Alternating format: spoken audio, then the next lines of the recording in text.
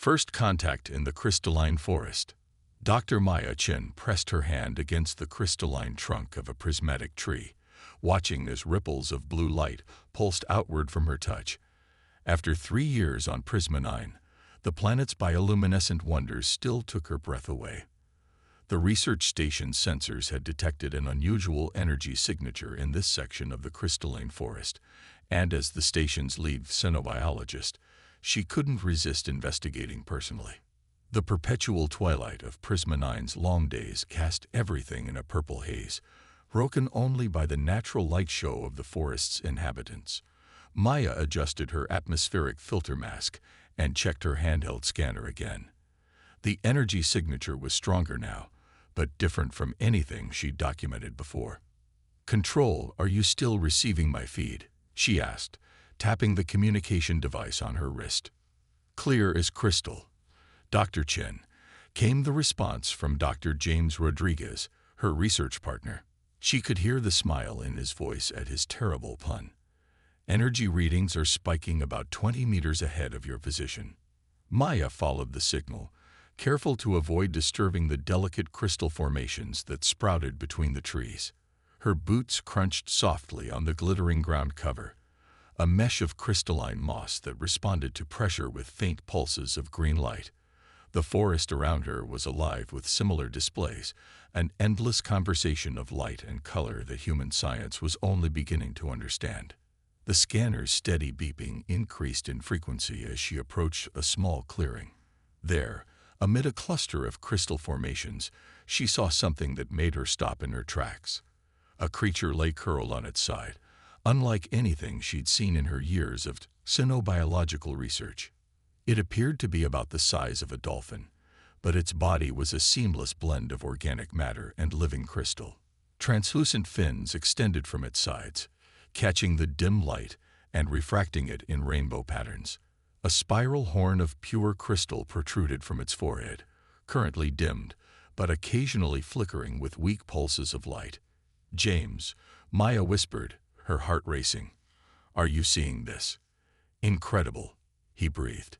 "Initial scans suggest it's a silicon-carbon hybrid life form, but that shouldn't be possible."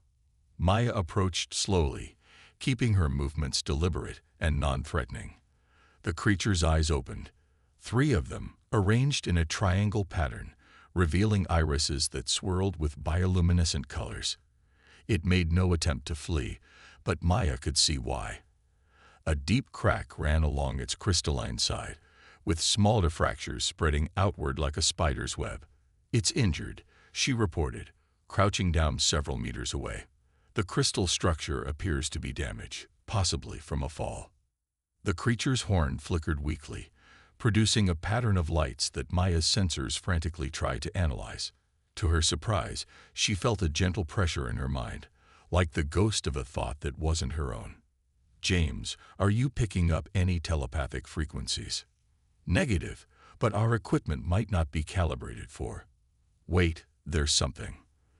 The light patterns from its horn. They're not random. They're following a mathematical sequence. Maya inched closer, fascinated. The creature's eyes tracked her movement, but she sensed no hostility in its gaze. If anything, she felt curiosity and pain. "I want to help you," she said softly, knowing it probably couldn't understand her words but hoping it might sense her intent. She reached for her sample kit, which contained a variety of tools and medical supplies adapted for Prisma 9's unique biology. The creature's horn pulsed again, this time in a rhythm that matched her words perfectly. Maya's eyes widened as she realized the implications. "James, I think it's learning. It's mimicking the vibrational pattern of human speech through light." She took out a crystal resonance scanner, a tool designed to analyze the integrity of Prisma 9's crystal formations. The creature watched with obvious intelligence as she slowly extended the device. Its horn flickered rapidly, and this time the pressure in Maya's mind formed into something more distinct, a mixture of hope and fear. "It's okay," she soothed, running the scanner over the creature's injured side. "I'm going to try to help you." The scan revealed that the creature's crystalline structure was more than mere armor or external growth. It was an integral part of its biology, interwoven with organic tissue in ways that defied conventional understanding. The crack wasn't just a surface injury. It was more like a compound fracture in a living being. Maya had been developing a molecular bonding agent for repairing damaged crystal formations in the forest. It was experimental, but it might work here. She explained her actions out loud as she prepared the compound, noting how the creature's horn pulsed in time with her speech. "This might feel strange," she warned, applying the bonding agent to the damaged area. The creature tensed but remained still, its eyes fixed on her face. The effect was immediate and stunning. Where the bonding agent touched the crack, it began to glow with a soft blue light.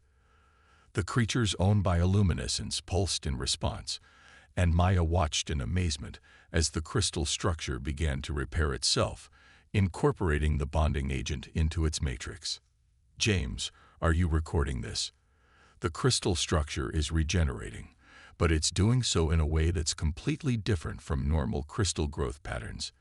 It's more like watching accelerated healing in organic tissue." The creature's horn suddenly flared with brilliant light, and Maya gasped as her mind, filled with a sensation of gratitude so intense it brought tears to her eyes. The pressure in her mind crystallized into a single clear thought. "Echo. Echo," she repeated, and the creature's horn pulsed in confirmation. "Is that your name?" Another pulse, accompanied by a feeling of affirmation. "James," Maya said, her voice trembling with excitement, "I don't think we've just discovered a new species. I think we've made first contact with a silicon-carbon sentient life form. And I think it just told me its name." Echo's horn continued to pulse softly as it carefully moved its restored body, testing the repair. Maya sat back on her heels, awestruck by what was happening. In all her years of xenobiological research, she'd never encountered anything like this, a creature that was neither fully organic nor fully mineral, but a perfect synthesis of both. The implications were staggering. If Echo's species represented a successful hybridization of silicon and carbon-based life, it could revolutionize humanity's understanding of what was possible in terms of life in the universe. But more immediately pressing was the fact that Echo seemed to be trying to communicate something else, its horn pulsing in increasingly complex patterns. "There's more of you, isn't there?" Maya asked, as the pressure in her mind formed images of crystal caverns and swirling lights. "And you need our help." Echo's response was immediate and clear, a brilliant flash of light that carried with it a sense of urgent affirmation. Something was very wrong in those crystal caverns, and Echo had risked everything to find help. As the twilight deepened around them, Maya made a decision that would change not only her life, but the course of human-alien relations forever. "Show me," she said simply, and Echo's horn blazed like a star in response. Behind them, the crystalline forest pulsed with its eternal light show, bearing witness to this moment of first contact between two very different forms of life. Maya didn't know it yet, but she had just taken the first step on a path that would bridge worlds and redefine humanity's place in the galaxy. The hidden colony. Maya followed Echo through the deepening twilight of Prismanine's crystal forest, her breath fogging against her filter mask. The creature moved with renewed grace after its healing, its crystalline body catching and refracting the bioluminescent light of the surrounding vegetation. James' voice crackled through her comm unit, tinged with concern. "Maya, you're heading into a sector we haven't properly surveyed. The crystal formations are getting denser, and they're interfering with our scanners." "I know," she replied, ducking under a low-hanging branch that sparkled with prismatic growths. "But Echo's trying to show us something important. I can feel it." The creature paused ahead of her, its horn pulsing with gentle light. In Maya's mind, she felt waves of reassurance mixed with urgency. They'd been traveling for almost an hour, moving steadily downhill, and the forest around them had changed. The crystal formations were larger here, more intricate, forming complex geometric patterns that seemed almost architectural. "James, are you seeing these structures? They look deliberate. Affirmative. Running analysis now. But these formations don't match any natural crystal growth patterns in our database. Echo led them to what appeared to be a solid wall of crystalline rock. Its horn flared brilliantly, and Maya gasped as a previously invisible seam in the crystal face began to glow. With a sound like wind chimes, a doorway materialized in the rock face, revealing a softly illuminated tunnel leading downward. "This is incredible," Maya breathed. "James, they've developed some form of crystal manipulation technology. The entire structure appears to respond to their bioluminescent signatures." She followed Echo into the tunnel, her scientific mind racing with possibilities. The walls were smooth, lined with veins of luminescent crystal that provided gentle, continuous light. As they descended deeper, the air grew warmer, and Maya's instruments detected increasing levels of geothermal activity. After several minutes of descent, the tunnel opened into a vast underground cavern that took Maya's breath away. The space was enormous, its ceiling lost in darkness above, but the walls and floor were alive with light and movement. Countless creatures like Echo moved through the space, their crystalline bodies creating a symphony of light and color. Some were larger, some smaller, but all shared the same basic form, a perfect fusion of organic and mineral life. "James," Maya whispered, "are you receiving this?" "Barely. Signal's weak, but, my God, Maya, this is unprecedented." Echo led her toward the center of the cavern, where a group of larger creatures had gathered.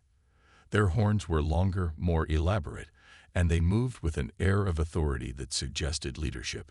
As Maya approached, she felt the familiar pressure in her mind intensify, becoming clearer, more focused. "Welcome, Maya Chen of Earth." The words formed in her mind with crystal clarity, accompanied by a chorus of light patterns from the gathered beings. Maya felt her scientific skepticism warring with the evidence of her senses. This wasn't just telepathy. It was a completely novel form of communication, using light and crystalline resonance to bridge the gap between vastly different forms of consciousness. "You know who I am?" she asked aloud, though she was beginning to understand that spoken language was just one small part of how these beings communicated. "We are the Lumini. We have watched your kind since you arrived on our world. Echo was chosen to seek your help because you, among all the humans, showed the greatest understanding of our forest's song." Maya thought back to her years of research, her careful documentation of the forest's bioluminescent patterns, her theories about crystal-based communication networks. She'd been closer to the truth than she'd ever imagined. But there was something wrong. Now that her eyes had adjusted to the cavern's light, she could see signs of decay in the crystal structures around her. Some of the Lumini moved more slowly than others, their crystalline components showing signs of deterioration, similar to Echo's injury, but more systemic. "You're sick," she realized aloud. "The entire colony is sick." "Yes." The response came with a wave of sorrow that made Maya's eyes ting with tears. "Our connection to the crystal forest weakens. The song grows fainter. Soon, it may fade entirely."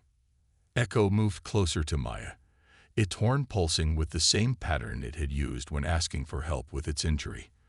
But this time, Maya understood that the help it sought wasn't just for itself, it was for its entire species. "The molecular bonding agent I used on Echo," Maya said, her mind racing. "It worked because it was compatible with both the organic and crystalline components of your biology. If I could modify it, adapt it to work on a larger scale." "Yes," the thought came again, stronger this time. "But there is more you must understand. The sickness comes from below, from where the humans dig deep into our world." Maya felt her heart sink as she realized the implications. The mining operations on Prisma 9, primarily run by Vertex Industries, had been expanding aggressively in recent months. If their activities were somehow poisoning the Lumini, "I'll help you," she said firmly. "But I need to understand exactly what's happening. I need to study your biology, learn how you interact with the crystal formations, and figure out what's causing the deterioration." The lead Lumini moved forward, its massive form towering over Maya.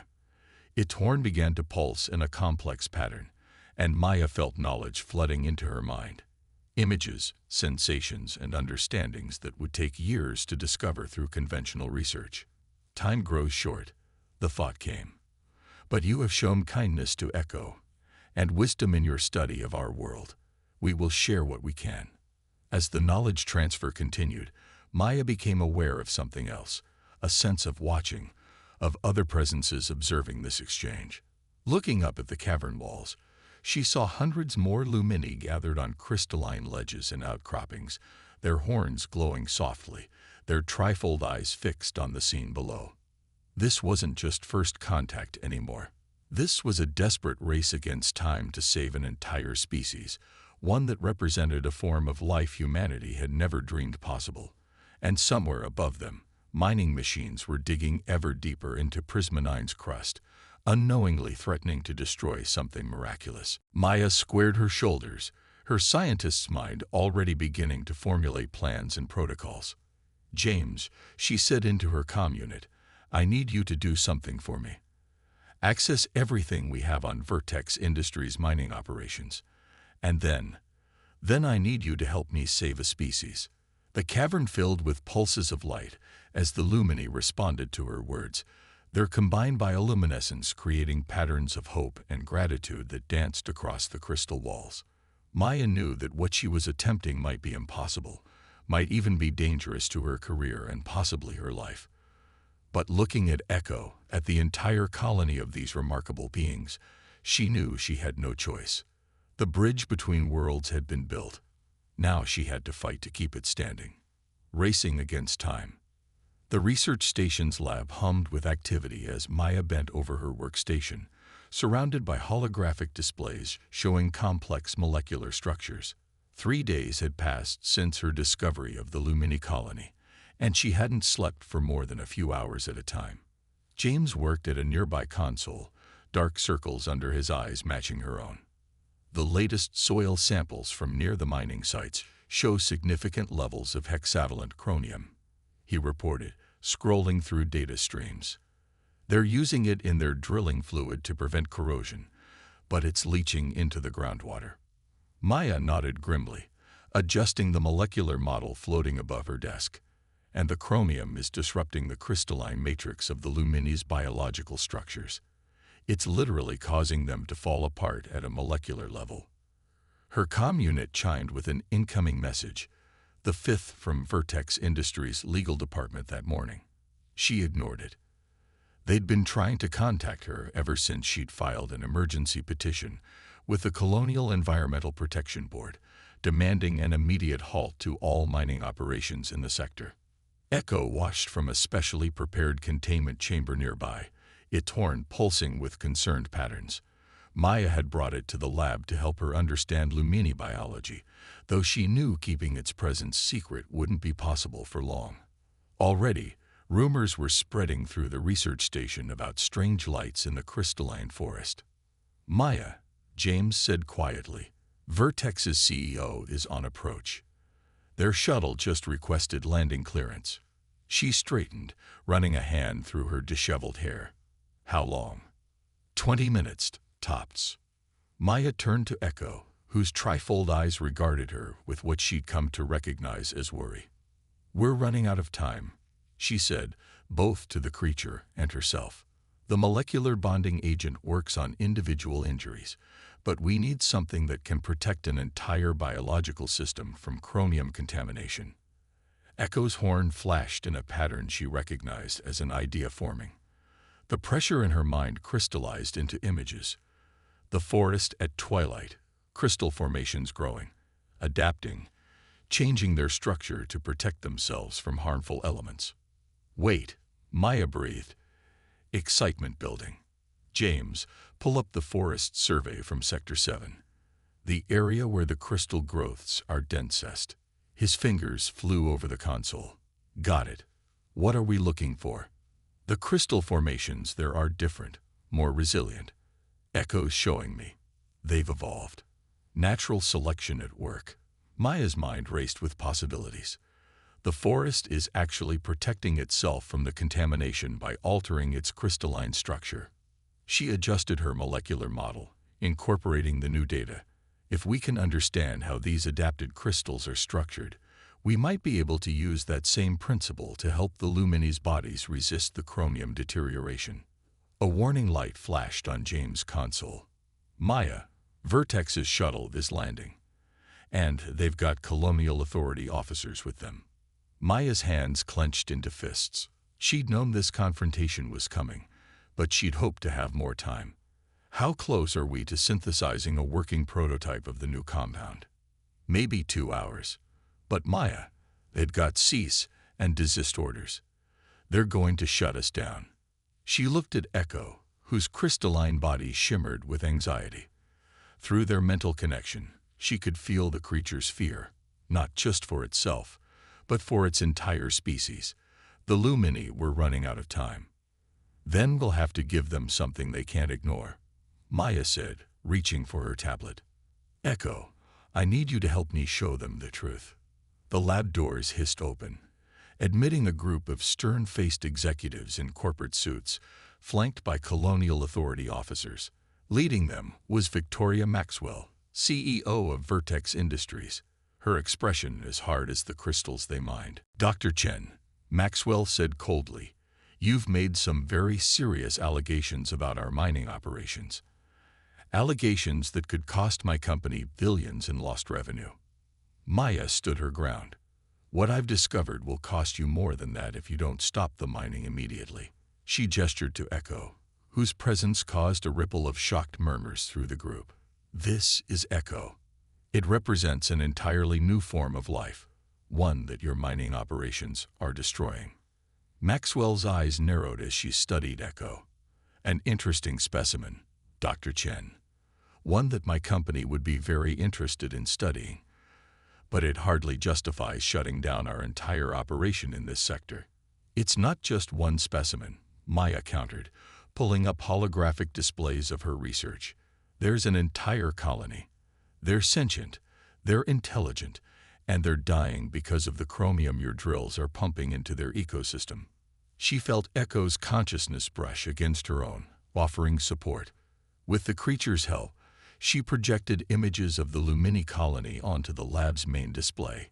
Hundreds of crystalline beings, their light shows, their complex society. The Colonial Authority officers shifted uncomfortably. Even if what you're showing us is real, Maxwell said, though her voice had lost some of its certainty, you have no proof that our operations are causing any harm. Maya smiled grimly. Actually, I do. She brought up her molecular models, showing the interaction between the chromium compounds and Lumini biology. And more importantly, I think I've found a way to prove it conclusively. And maybe even fix it. But I need 2 hours. You expect us to just wait while you conduct more unauthorized experiments? Maxwell scoffed. One of the Colonial Authority officers stepped forward, studying the data on display. Actually, Ms. Maxwell, under Colonial Regulation 47B, if there's credible evidence of sentient life being threatened by corporate activities, we're required to grant a temporary stay of operations while the threat is investigated. Maya felt a surge of hope, accompanied by a bright pulse from Echo's horn. The officer turned to her. You have 2 hours, Dr. Chen. Make them count. Maxwell's face darkened with anger, but she couldn't override Colonial Authority. 2 hours, she snapped. And then we expect to see definitive proof. As the group filed out of the lab, James let out a long breath. That was too close. It's not over yet, Maya said, turning back to her work with renewed determination. Echo, I need you to help me understand exactly how those adapted crystals in the forest work. We got one chance to get this right. The creature moved closer to her workstation, its horn beginning to pulse in complex patterns. Through their mental link, Maya felt its determination matching her own. They had 2 hours to save a species and change the future of human-alien relations forever. Above them, in the crystalline forest, the endless twilight of Prisma 9 continued its slow dance of light and shadow, while deep below, An entire civilization waited in hope for salvation. The human element. The 2 hours had passed like minutes. Maya stood in the Lumini colony's central cavern, surrounded by the soft glow of countless crystalline beings. In her hands, she held a container of iridescent liquid, the culmination of her research, a protective agent that could theoretically shield the Lumini's crystalline matrices from chromium contamination. The formula works, she explained to James through her comm unit, while Victoria Maxwell and the Colonial Authority officers watched from a safe distance. We've proven it in the lab, but there's a problem with distribution. Echo moved beside her, its horn pulsing with concern. Through their mental link, Maya could feel the creature's anxiety mixing with her own. The entire colony of Lumini had gathered, their combined bioluminescence creating a breathtaking display of light and color that reflected off the cavern walls. The chromium contamination is too widespread, James replied. Even if we could manufacture enough of the protective agent, we'd never be able to treat each Lumini individually in time. Maya took a deep breath, watching the light patterns dance across the crystal formations. No, but the Lumini aren't just individuals. They're connected through the crystal network, the same network that spans the entire forest. It's how they communicate, how they share consciousness. She felt rather than saw Maxwell step closer, the CEO's skepticism radiating off her in waves. What exactly are you suggesting, Dr. Chen? The crystal formations aren't just structures, they're conduits. The Lumini use them to share information, energy, even physical changes throughout their entire population. Maya turned to face the corporate executive. If we could introduce the protective agent into their network all at once, it would reach every member of the colony simultaneously. And how exactly do you plan to do that? Maxwell asked, but Maya could see in her eyes that she was beginning to understand the implications of what they'd discovered. Their network operates on principles we barely understand, Maya explained. It's not just crystalline resonance. It's a form of consciousness transfer. The only way to distribute the agent through their network is to become part of it. A murmur of concern rippled through the watching officials. James' voice cracked over the comm. Maya, no. The human nervous system isn't designed to interface with crystalline consciousness. It could kill you. It's the only way. She turned to Echo, whose trifold eyes regarded her with a mixture of hope and fear. You've been teaching me how to connect with your consciousness. Now I need you to help me connect with all of you. The lead Lumini moved forward, its massive form towering over Maya. Its horn began to pulse in a complex pattern that she recognized as both warning and acceptance. In her mind, she felt its thoughts form with crystal clarity. The merging of consciousness has never been attempted with a carbon-based life form. The risk is extreme. I understand, Maya said firmly, but we're out of options. The contamination is spreading and Vertex won't stop their mining operations without proof that it's affecting a sentient species. This is the only way to save your people and prove what's happening. Maxwell stepped forward. Dr. Chen, as CEO of Vertex Industries, I cannot allow you to endanger yourself in this way. The liability alone. With all due respect, Ms. Maxwell, Maya interrupted, you don't have the authority to stop me. And in about 10 minutes, you're going to have all the proof you need that these beings are not only sentient but far more advanced than we ever imagined. She turned to Echo, who moved closer, its crystalline body humming with energy. The other Lumini began to arrange themselves in a circle, their horns glowing with increasing intensity. Through their mental connection, Echo began to show Maya exactly what she needed to do. James, she said softly, keep monitoring my vital signs. If something goes wrong, make sure the data gets to the right people. Maya, please. And James, thank you for everything. She stepped into the center of the circle, holding the container of protective agent. Echo moved with her, its horn touching the ground at her feet. Around them, the Lumini began to pulse in perfect synchronization, their light creating patterns that seemed to bend reality itself. Maya knelt and poured the iridescent liquid onto the crystal floor. It spread in geometric patterns, following the natural crystalline structures. Echo's horn touched the liquid, and Maya placed her hand on the creature's crystalline flank. The world exploded into light. Maya felt her consciousness expand, stretching like a soap bubble about to burst. The barriers between self and other dissolved as she became aware of hundreds, thousands of minds all connected through the crystal network. She saw /felt/ experience the entire colony at once, their hopes, their fears, their memories stretching back generations. The protective agent flowed through the network like liquid light, carried by the combined consciousness of the Lumini and guided by Maya's understanding of its purpose. She felt it spreading, strengthening, reinforcing the crystalline matrices of every Lumini it touched. But the strain on her human nervous system was immense. Warning bells screamed in her mind as her synapses struggled to process the vast flow of information. Through the haze of overwhelming sensation, she heard James shouting about elevated brain activity and dangerous vital signs. Yet she couldn't stop, wouldn't stop. The protective agent was working. She could feel it strengthening the Lumini's resistance to the chromium contamination. But more than that, she was witnessing something revolutionary. The first true merger of human and alien consciousness, a bridge between two fundamentally different forms of life. Through the crystal network, she shared everything. Her memories of Earth, her years of scientific study, her understanding of human technology and culture.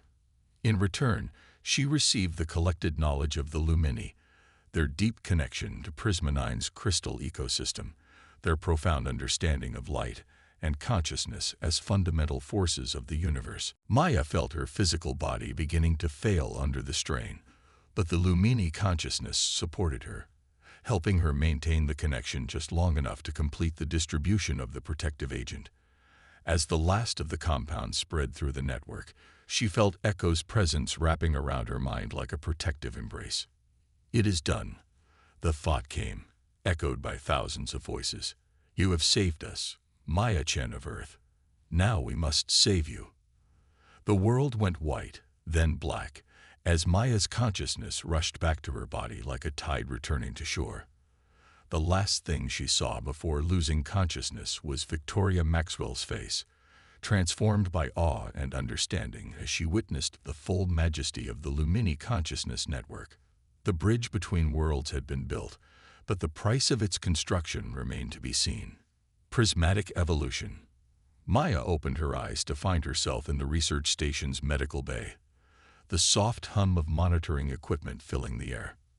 The first thing she noticed was that everything looked different. Colors seemed more vibrant, and she could see faint patterns of energy dancing around light sources that had never been visible before. "Welcome back," James said softly from beside her bed. "You've been unconscious for 3 days." She tried to sit up, but her body felt strange, almost crystalline in its responses. "The Lumini," she managed to say, her voice rough. "Did it work?" "See for yourself." James helped her turn her head toward the window. Outside, in the perpetual twilight of Prisma 9, the crystalline forest glowed with unprecedented brilliance. But what caught her attention were the Lumini moving openly among the trees, their crystalline bodies shimmering with healthy light. "The protective agent worked better than we could have hoped," James explained. "But Maya, something else happened while you were connected to their network." She already knew. She could feel it, a constant, gentle pressure in her mind, like soft music playing just at the edge of hearing. The Lumini consciousness was still there, a faint but permanent connection that had fundamentally altered her perception of reality. "The merger changed you," a familiar voice said. Maya turned to see Victoria Maxwell standing in the doorway, looking considerably more humble than she had 3 days ago. "Changed everything, really." The CEO stepped into the room, followed by Echo, whose presence in the medical bay would have been unthinkable just days before. The creature's horn pulsed with joy at seeing Maya awake, and she felt its happiness echo through their enhanced connection. Vertex Industries has completely ceased mining operations in all Lumini-inhabited areas. Maxwell continued. In fact, we're restructuring our entire approach to resource extraction on Prisma 9. The Colonial Authority has officially recognized the Lumini as a sentient species with full rights and protections. Maya nodded, but she could sense there was more. Through her new awareness, she could feel excitement buzzing through the research station like electrical current. James grinned. That's not even the big news. Maya, what you did, the merger between human and Lumini consciousness, it opened up possibilities we never imagined. The changes to your neural structure, you're like a bridge between our species.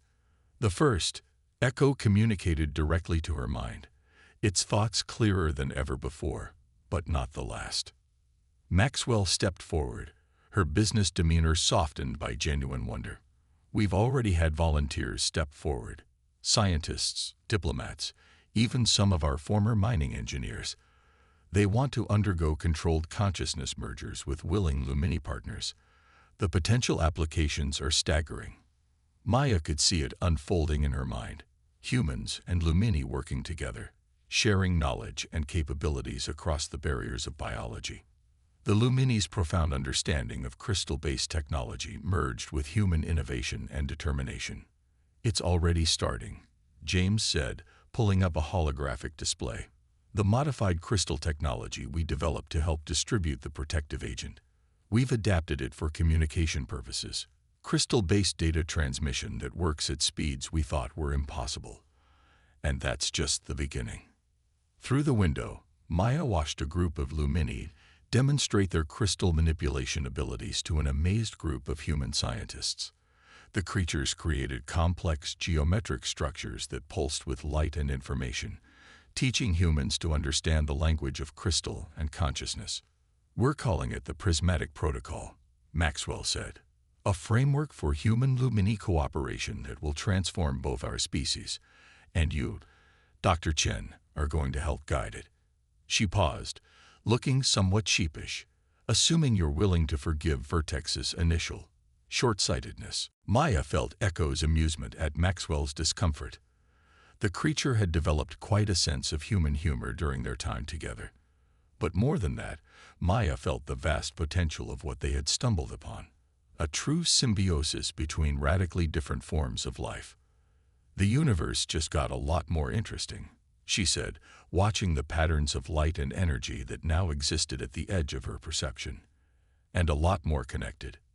A year later, Prisma 9 had become the center of a revolutionary new age in human-alien relations. The Prismatic Protocol had spread to other colonies as more humans chose to undergo the consciousness merger and serve as bridges between species. The crystal technology developed through human Lumini cooperation had revolutionized everything from communications to medical treatment. Maya stood in the same clearing where she had first found Echo, now transformed into an open-air learning center where humans and Lumini gathered to share knowledge. Her enhanced consciousness could perceive the complex web of crystal energy that connected all life on Prisma 9, a network that now included dozens of merged human minds. Echo approached, larger and stronger than when they first met, its crystalline body glowing with healthy light. The latest group of candidates has arrived, it communicated. They're eager to begin the merger process. Maya nodded, feeling the excitement of the new arrivals through the crystal network. Each successful merger brought their species closer together, building understanding and breaking down barriers that once seemed insurmountable. Did you ever imagine, she asked Echo, when you were injured and seeking help, that it would lead to all of this? The creature's horn pulsed with amusement and affection. We hoped. Our scholars had long predicted the possibility of such a merger.